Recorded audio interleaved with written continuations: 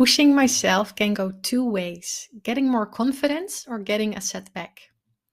It always feels like everything I do is taking a risk and choosing between getting a setback or being able to enjoy the moment and noticing, celebrating that I've made progress. It's like I always have to make this choice, and this isn't always easy. Is it worth a setback? Before deciding if I'm taking the risk of getting a setback, I always ask myself if the activity is worth a setback. I know you can't ask this question in all situations because sometimes you just have an appointment that you have to go to.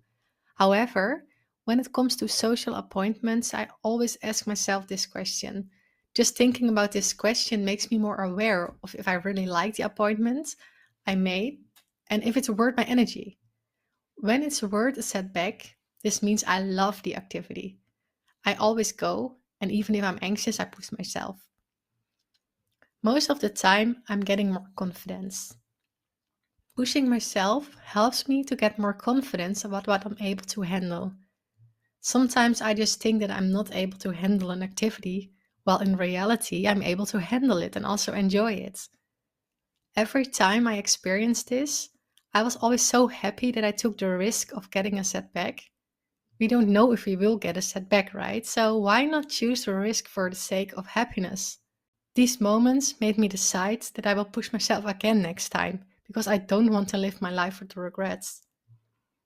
But what if I get that setback? Pushing myself can also result in getting a setback. Setbacks are the worst, and every time they happen, it's even disappointing as in the beginning. Maybe because I hope I don't get them anymore after all those years, but also because when you feel good, it feels like you're never getting a setback again. I think the disappointment will never fade away.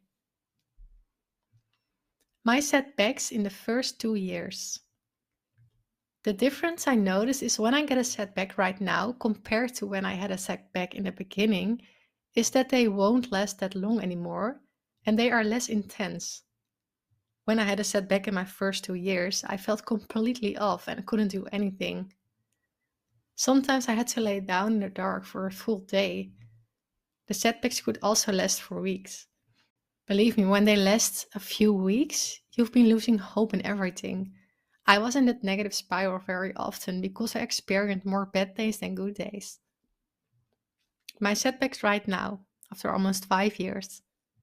When I have a setback right now, they mostly take a few days and I'm still able to handle all my daily tasks like cooking, doing groceries, going for a walk, and so on. I don't have to lay down for a whole day in bed anymore. I just noticed that I'm out of energy, that I'm not in a good mood, that screen time is a bit harder to handle, and that I'm feeling more emotional. Not fun at all, but I try not to fight against my setbacks anymore, as I used to do in the beginning, and this already saves me a lot of energy. Life is unpredictable, and why I love that. Sometimes I even love it that life's unpredictable. Did you say love? Yes, I did. How boring would it be when we already know what will happen for the rest of our life?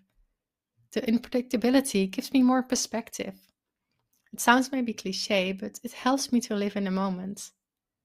I don't know what tomorrow will bring, so that's why I mostly choose the risk of enjoying a moment instead of staying at home and feel fed up about the way that I can't go to maybe save me from a setback that might never happen.